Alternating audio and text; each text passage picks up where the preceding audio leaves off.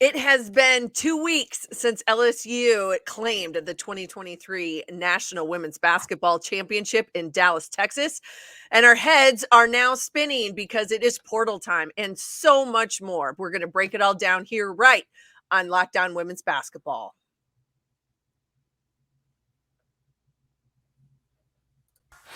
Ogunbowale for the win. You are Locked On Women's Basketball, your daily podcast on women's basketball.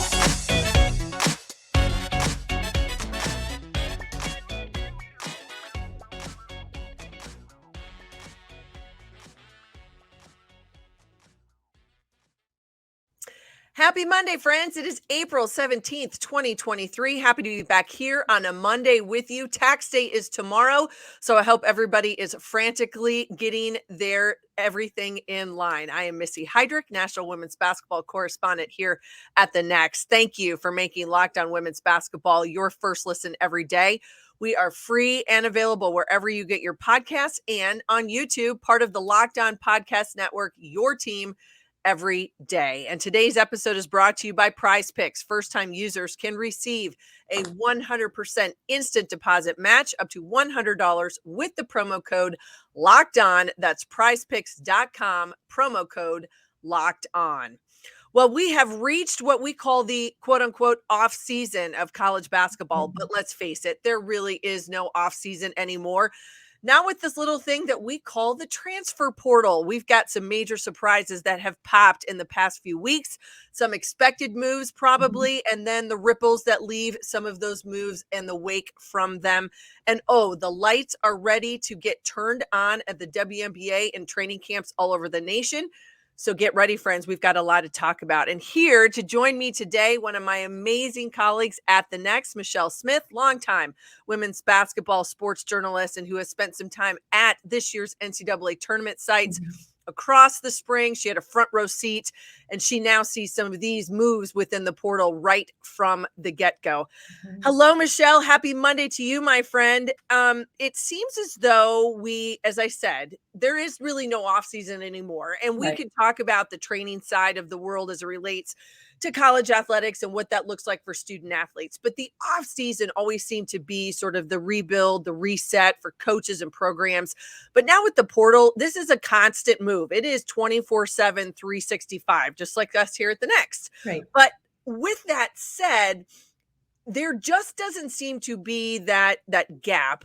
And I think there's been some surprises over the last couple weeks and some things that are kind of starting to turn some heads as people say the landscape of college basketball is always, always changing. Yeah. I mean, it's been, I think we had more than 1,000 kids in the portal last year. We've got more than 1,000 kids in the portal this year. We've had coaches talk about how as soon as the season's over, not only are you trying to recruit new players, but you're recruiting your own players to come back. And I think that that's a bigger part of the equation, even this year, maybe than it was last year, if that's possible, because it's just very easy for a player to decide, I'm going to go try a new situation. There's so many elements to this. There are, the things that I've been thinking about are, the kids that make a decision to find a new situation and don't end up with a great offer and were probably better off where they were, but now their coach maybe doesn't want them because they put themselves in the portal. Right. And I wonder, I want to look at numbers and see how often that's happening, where kids are just, where they're going into the portal and they're being left with not a lot of good choices. And then they're scrambling to be someplace they didn't at all want to be because they went into the portal. I'm thinking about the disruptive nature that this brings to programs when you've got 6 and 7, and in the case of some schools, almost your entire roster going. And, the snowball effect of 2 or 3 kids go, and then their friends, those 2 or 3 kids go, oh, well, if my friends aren't here, then I'm out too. And then all of a sudden you're a program with, a handful, if you're lucky, of kids left on your roster. I know we talk about coaches and the freedom that they have to pick up and move, but the reality is this is not coach advocacy. This is just reality. Coaches generally don't pick up and move every year. Right. And there is one coach and a staff, obviously, but there are 13 to 15 basketball players. And when half of those rosters are moving, like the disruption to teams and programs and conferences, like I think we're starting to see the scope of this sort of freedom of movement. I think we are getting hints of it, and I think we're getting more this year. And I just wonder how far it's going to go before there's going to be some guardrails around this. The number of times a player can transfer. You can't transfer until after this season. And I understand, like, this is about total player autonomy right now, but it's really, really disruptive to the game. And, some people think it's great. Some people think it keeps eyes on women's basketball during a period of time when there aren't usually eyes on women's basketball. But I think over time, there's going to be a degradation, I think, in either the quality of play, or you're going to see some of our legendary coaches say, I did not sign up for this. And there can be some really good jobs open in the next couple of years. I mean, there's a lot to this, and we're seeing it happen, I think, in real time at a speed that just makes your head spin. Well, it absolutely does. All right. I've had a couple people ask me, why all of a sudden, right after, as the NCAA tournament is getting started, how does the portal happen? Well, that goes back to the NCAA adopting some changes in August, September of 2022. They did put some quote unquote guardrails. I don't know if we can call them more just regulatory aspects into the process. For winter sports, it's a 60-day window that begins the day after the championship selections are made. Therefore, when that NCAA tournament field of 68 bracket went out, then the portal was open. Now, we had kids jump in the portal prior to that at semester. That still happens if they have a waiver or what have you. We know that postgraduate students, that deadline to enter the portal for fall and winter sports is May 1st. So there's a lot of different layers to this. And the COVID year. Absolutely. So now you've got, not only as we swing one direction with the grad transfers, but we still are watching this slew of student athletes all across the country in every sport, men's and women's, have that extra year of eligibility. You throw in the NIL conversation as well. That changes, I think, where people go. My question to you is, and we're seeing this, and we'll talk about your article in just a little bit as well. No one's immune to it. But as we look at the portal being on display, I think LSU was a fantastic example of a quick program build by Kim Mulkey, going into the portal and finding the right players. Sometimes you hit lightning in a bottle, and she absolutely may have done that, and getting herself a national championship just in the second year at LSU. But we think about coaches leaving, people making job changes, one or two jumps down the road. But then my question to you is, when we see the numbers, and it could be coming from a program, specifically in your neck of the woods, let's say a Pac-12 program, do we look at that as more of a red flag, i.e. culture question? Or is this just still, hey, I can go because I can go? Or do we need to dig deeper a little bit in what are some of the underlying currents? Yeah. I'm going to be honest. I don't know the answer to that question yet, because the kids do have such a freedom to be able to make decisions. I think many of them may be making decisions for different the kid next to them is making a decision different than the kid next to them, right? There are some of the elite kids who may be making NIL decisions.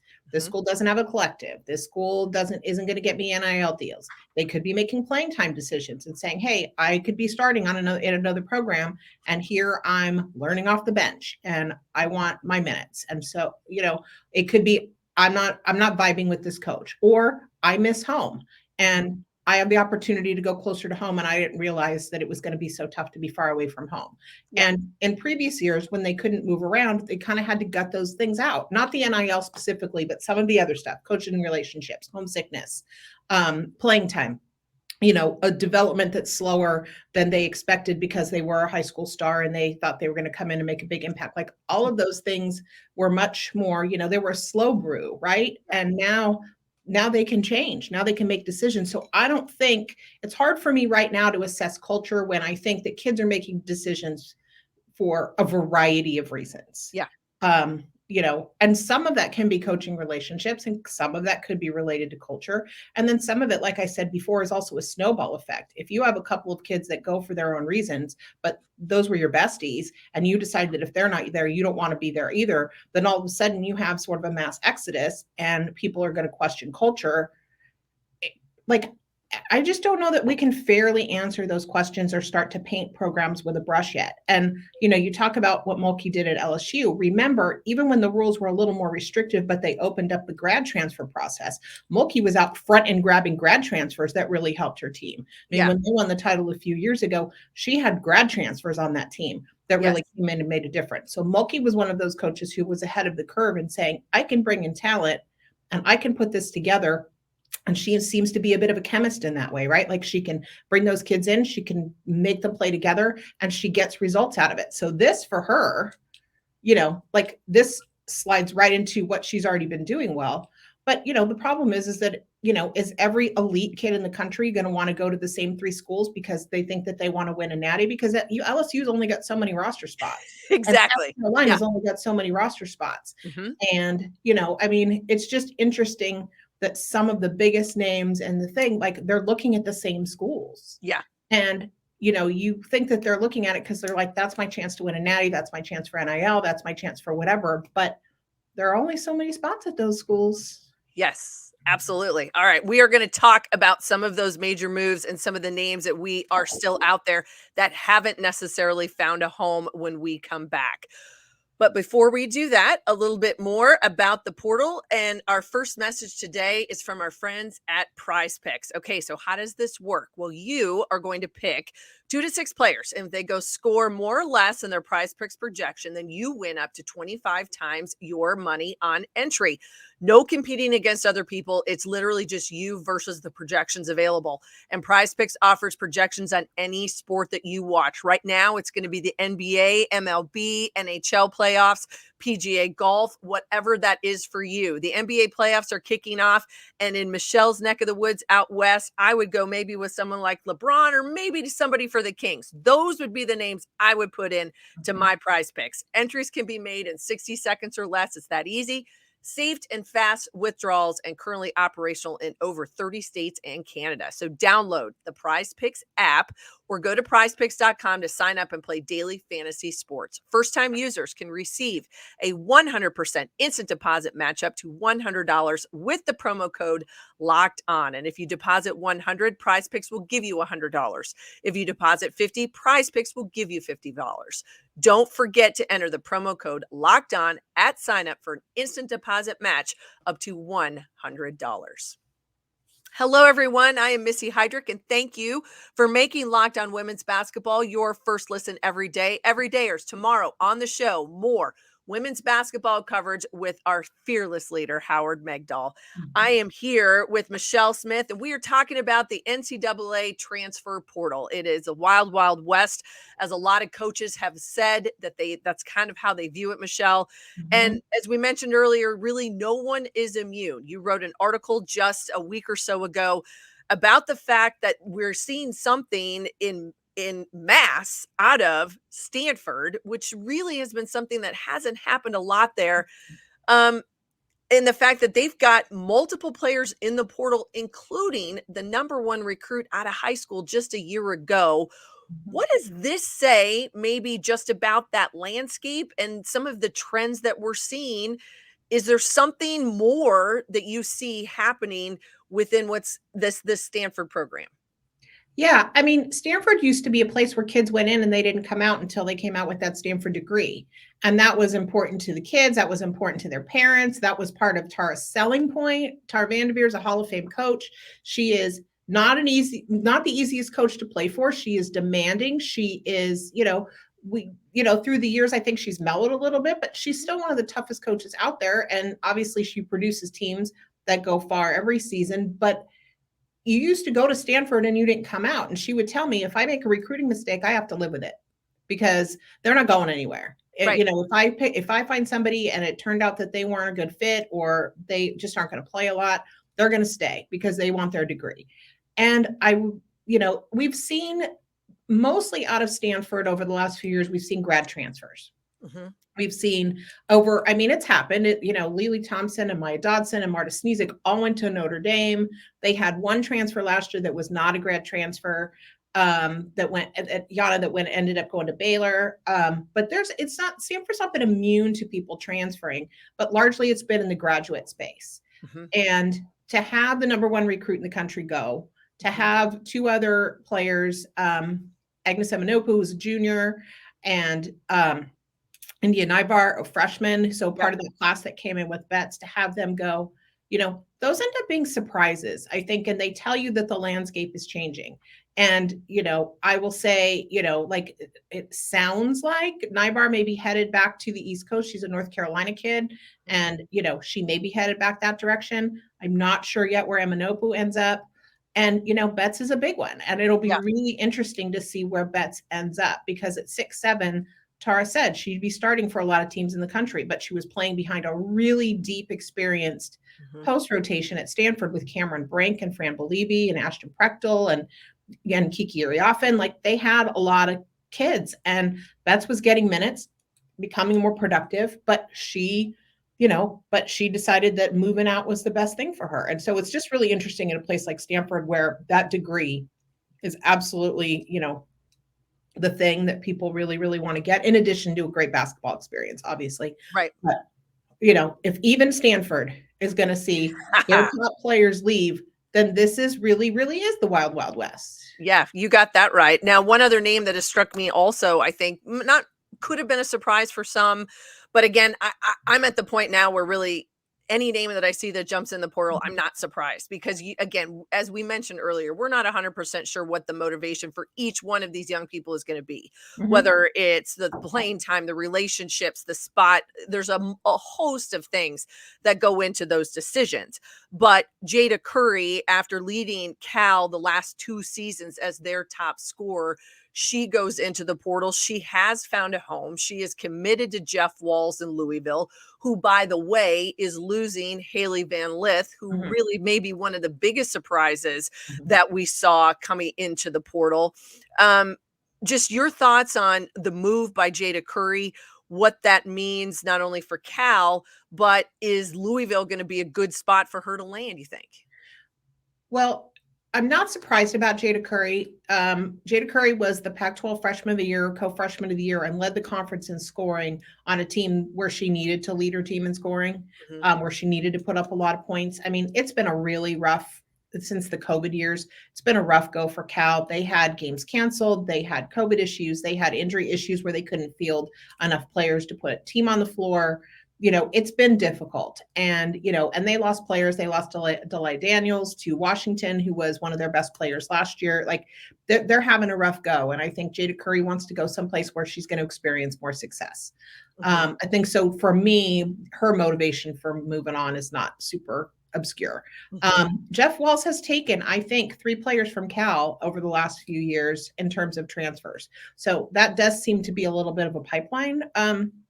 Players from Cal willing to go to Louisville, where he's going to offer Jada a chance to play a big role and experience some more success. And so I'm not surprised by that. I don't know that Jada Curry replaces Haley Van Lith in terms of identity, in terms of that just sort of fiery identity. Haley Van Lith was a surprise because, I don't know, I guess, but again, we're getting to the point, I think, where nothing's going to surprise. No. Because, you wonder, and the kids will tell you, or they won't tell you, why they decided it was time to move on, and whether they're going to be honest about, why they decided it was time to move on. But for the top line players in the country, I'm going to speculate, and I'm going to speculate because otherwise I get accused of not really knowing. And you're right, I don't really know, but I think that the NIL pool is big. The amount of money that these kids can make now in their collegiate careers is a big deal, especially if you're playing at the elite level, if you're going to be a high WNBA draft pick. And if you've got places that can offer you more NIL opportunity and a nest egg for you as you begin your pro career. And, I think they just valued, Angel Reese's NIL is now up above, well, it's like 1.3 million as of a few days ago, right? Like, what are you going to do? Yeah. There's really nothing you can. And you're right, Haley Van Lith, she has been, from the get-go, incredibly active in the NIL space. She has done very well for herself. She will be able to take that with her to the next place. Sometimes it is just about making that next step, moving on, finding the right fit for a host of reasons. And we see that all the time. It brings me back to a conversation I had this winter and it was really around a group of men's basketball elite post players, all of whom came back for this past season, for the 22-23 season. Everyone assumed that they were going to go into the draft. Well, they didn't. Part of it was because of NIL. They were guaranteed more by staying in college for another year than possibly being a fringe draft or a two-way NBA contract. What's worth it to you? And I think we're seeing that that movement into the women's games. It's changing how people see it and how they do that. One thing I also want to point out to everybody, a question that I get is we see a lot of Ivy League players that pop at other schools for that fifth year grad transfer. We saw someone like Abby Myers have a fantastic year at Maryland this past season after having finished at Princeton. Well, part of that reason is because the Ivy League does not allow for postgraduate student athletes to compete. So once they're done with their 4 years, they graduate from their Ivy League institution, they have that year to be able to go somewhere else because they've all got the COVID year. So we're still in this kind of pendulum movement going back and forth of people coming in and coming out. And we see it in a host of reasons. One that stuck to me, which there's been some movement at Oregon as well. And I just wanted to get your thoughts real quick, just in terms of Kelly Graves. I think Oregon, Arizona, they've had quite a few players enter the portal. Both of those programs have had a lot of movement in the last 3 years. Like,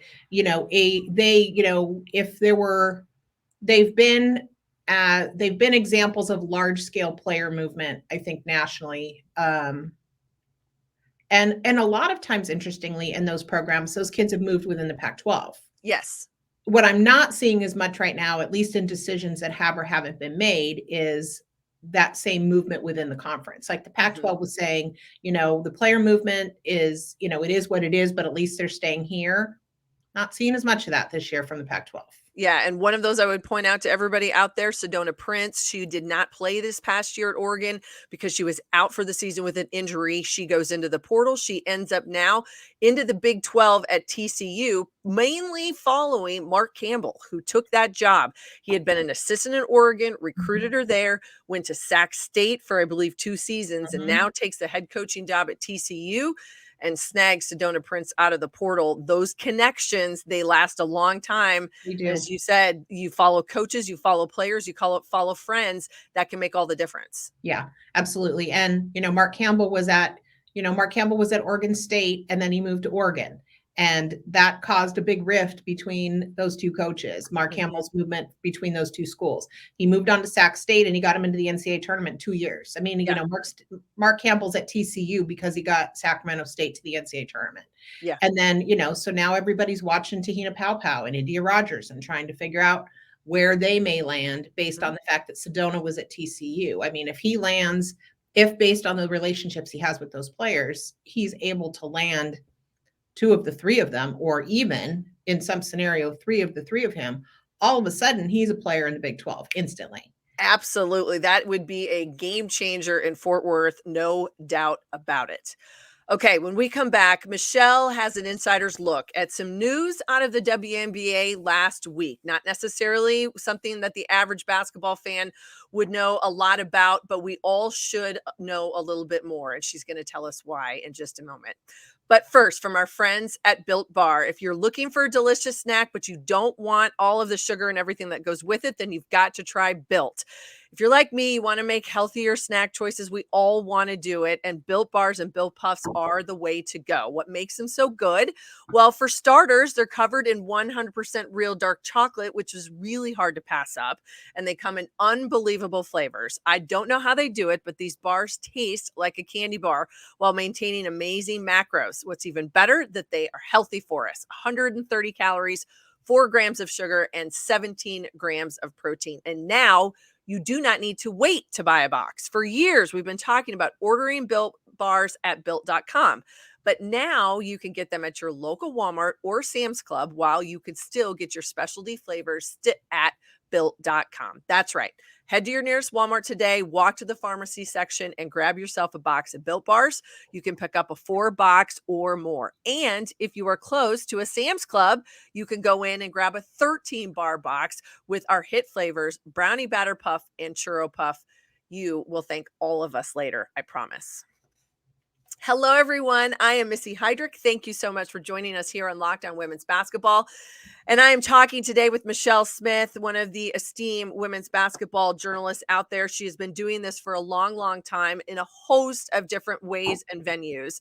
And Michelle, you wrote an article just over the course of the past week. There was some news of the WNBA, and I just want to talk about this because it is so fascinating to get your point of view when it's not necessarily something that the everyday fan or someone who follows sports is going to know a whole heck of a lot about. But the WNBA made some changes to their media policies and their access to players last week. And I would love for you to be able to share just your thoughts and where you landed in this news and these changes that they've made.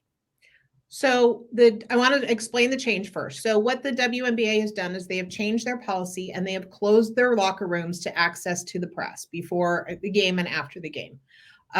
What they're doing instead and what they're asking is they're going to increase the amount of access that's provided at practice and shoot-arounds, hoping that folks will get more time with players and coaches in those spaces. And they are going to do media by request. They will still bring coaches and select players into post-game press conferences. But if there's a player that you want, they will go into the locker room, they will pull them out, and you will do the interviews in a hallway space or wherever, but they will go and get who you want and they will bring them out. Okay. It remains to be seen how well that's going to work. And I'm just being honest. Like, I hope that, I do hope it goes well. I do want people to have access to players. I do want people to be able to write a story, not necessarily about the top 2 scorers in every game who are sitting in front of you at a press conference, but somebody else who's up and coming or some, there are stories. But what I wanted to share that day was sort of that I had a very quick sort of emotional reaction to it. Yeah.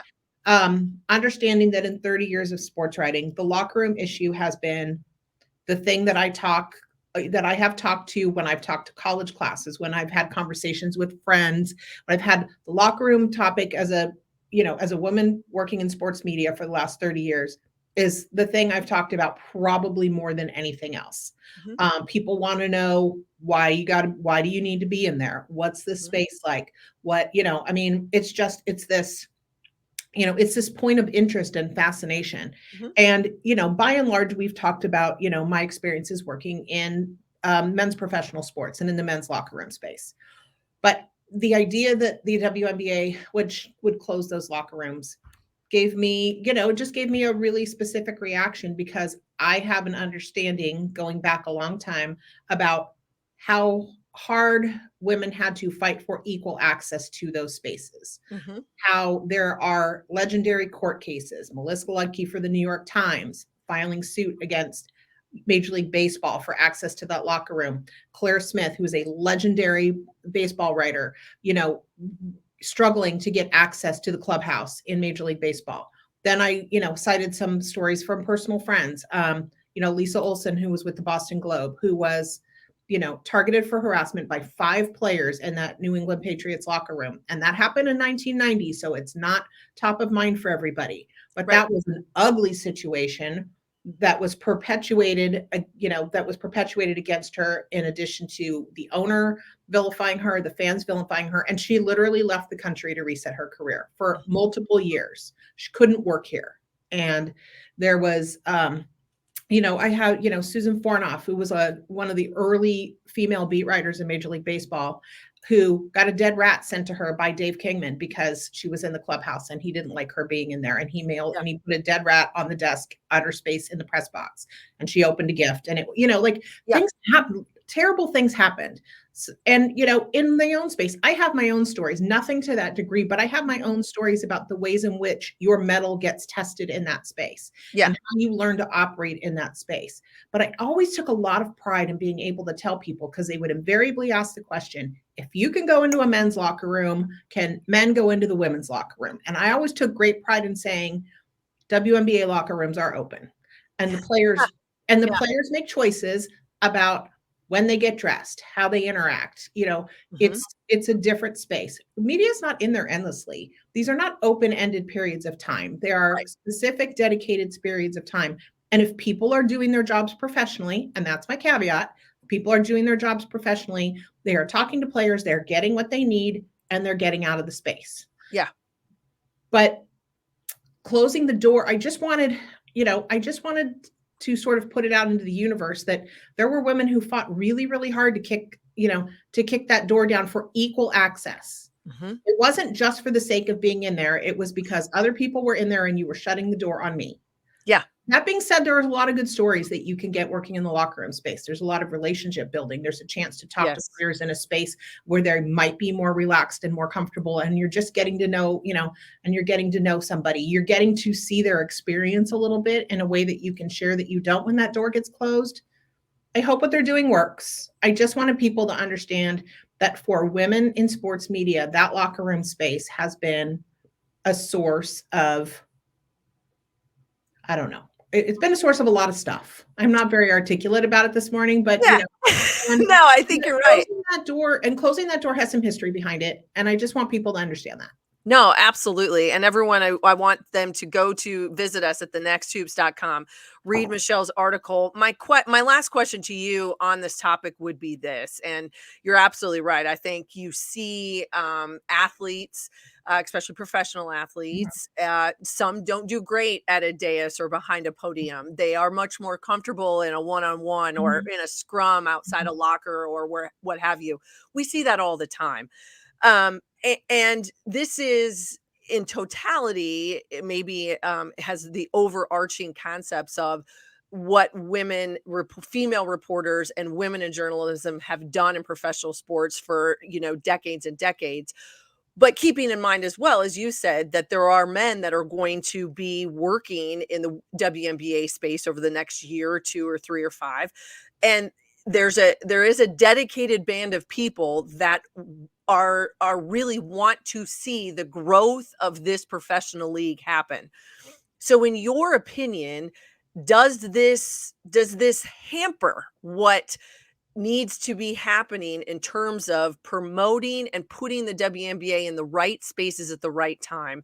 Are they hurting themselves in making this decision? It depends. I don't think that's a clear-cut answer yet, because this is in theory a trial and they're going to see how it goes. Okay.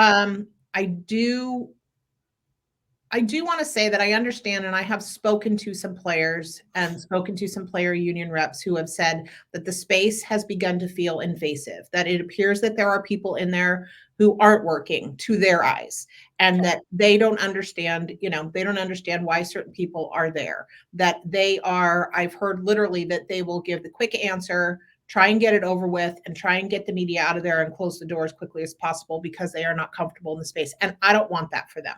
Right. I don't think any of us want that for them. No. But I feel like there was another solution here. I feel like there was a conversation. I feel like there were trusted media friends who would have offered some perspective, and perhaps that happened and I'm not aware of it, but I feel like there was perhaps a middle ground solution here that we could have got to before you close the door, because I think that we are going to miss some things. No. Whether they hamper the growth of the game, whether the players own social media, which we didn't have when I was doing this 25 and 30 years ago.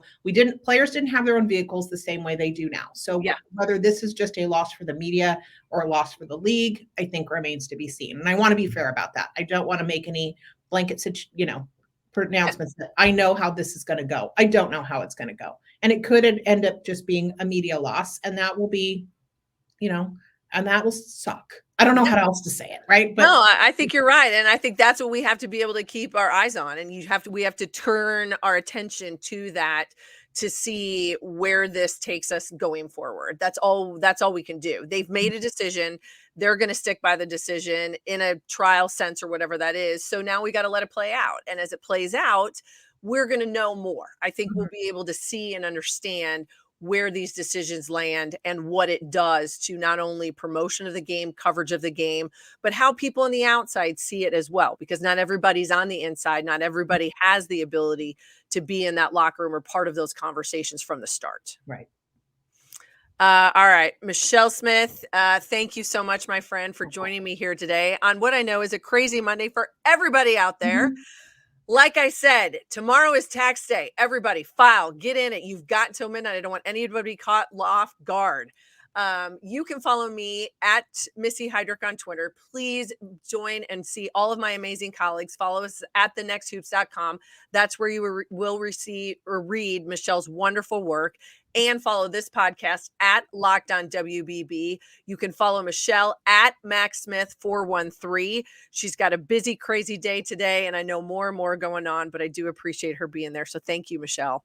Thanks all. All right. Come back all this week for more college basketball news and notes, international basketball, and of course, some of the best WNBA coverage anywhere. We have it for you here at The Next and Locked On WBB.